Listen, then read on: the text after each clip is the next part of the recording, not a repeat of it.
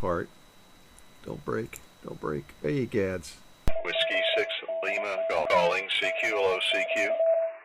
CQ calling CQ, hello CQ. Whiskey 6 Lima Golf. Whiskey 6 Lima Golf. Heath W6LG for Ham Radio Basics. Welcome to my radio room here on Wolf Mountain. I'm trying to keep the background blurred because it's a mess, and it's a mess because I'm rearranging everything. My goal is to set up a microphone on a boom arm, and the reason for that is, well, there's a couple of reasons for that.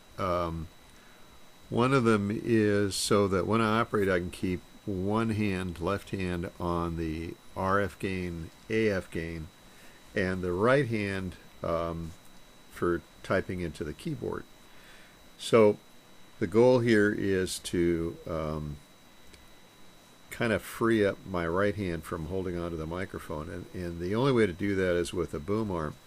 So I've purchased one that I'm using right now. It looks like 90% of them that you see on Amazon, and that's where I got it. There's, first of all, I didn't pay much money for it, so I'm not going to complain about how much it cost, because for what I paid, I got what I paid for. The problem I'm running into is it just simply doesn't work very well, and the microphone, I've got a couple of mics. In some cases it doesn't want to keep the microphone down. In this case, this is a very light microphone, but the issues I'm running into are it doesn't want to hold its position, and the springs are noisy. And the other thing too is, without showing the mic, there's just a bunch of slop in it, and it drives me nuts. So I don't know what to think. I need to close talk the microphone for DXing, and that particular mic doesn't work all that well for that. It's got way too much gain. It's an Electret, very popular microphone, incredibly inexpensive. The boom arm, as I said, looks like about 90% of the ones that you see on Amazon, and it's got, let's see, 1, 2, 3, 4 exposed springs, and it's just not going to do the job. First of all, it's too short for where I have to mount it, because it's going to have to come over some of the equipment on the second shelf. I put it over here thinking, well, maybe I could use it for YouTube videos, but I don't want to, and there's a reason for that.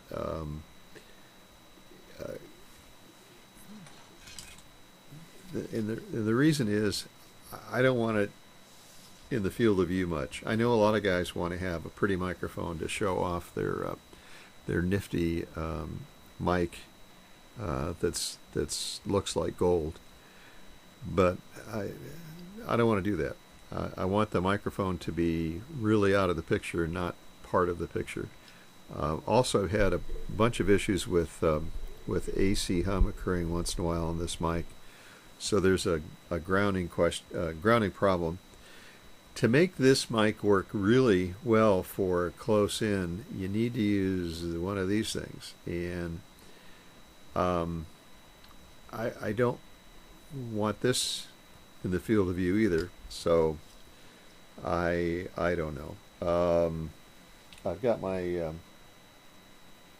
somewhere. I've got my Heil Gold Line microphone somewhere. I've got my Heil Gold Line microphone that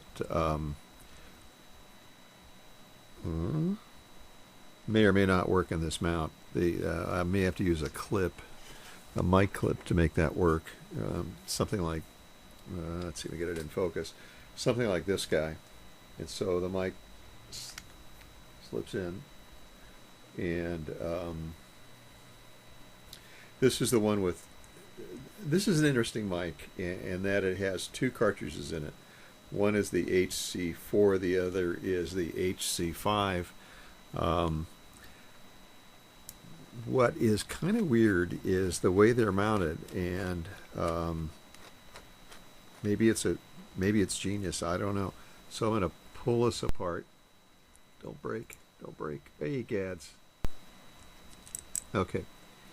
Here's how. Let's see if I can get this in focus, and maybe I'll shoot a picture of this.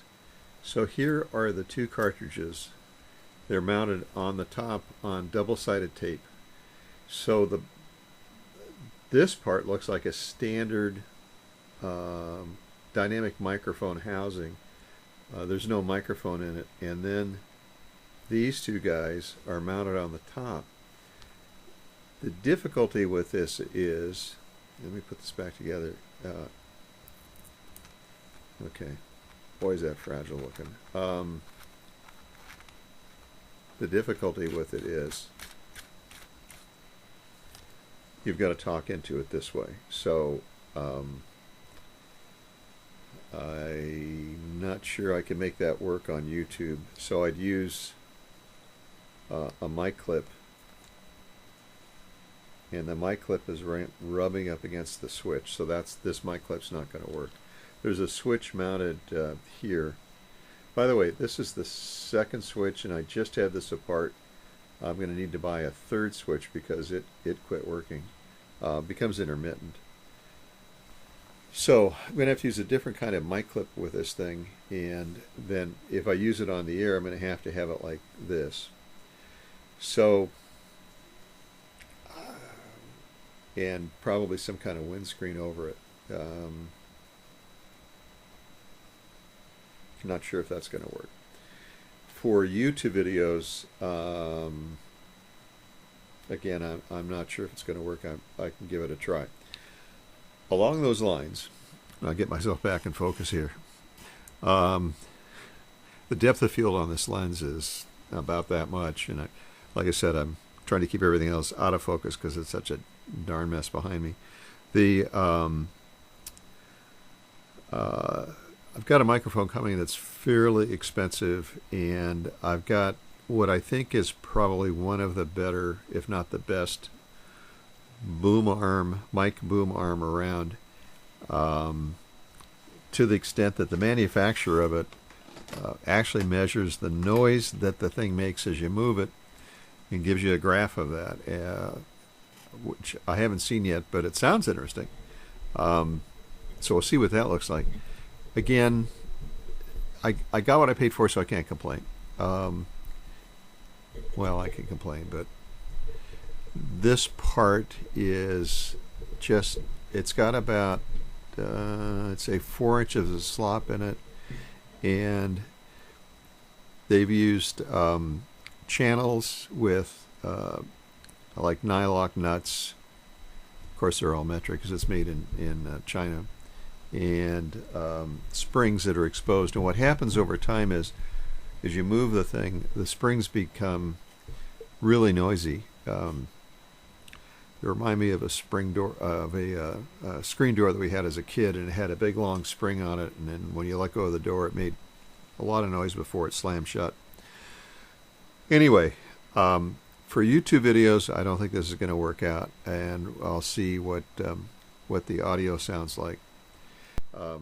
But for now, and if you've enjoyed this video, please subscribe. I'm Jim W6LG for Ham Radio Basics. Thanks for watching.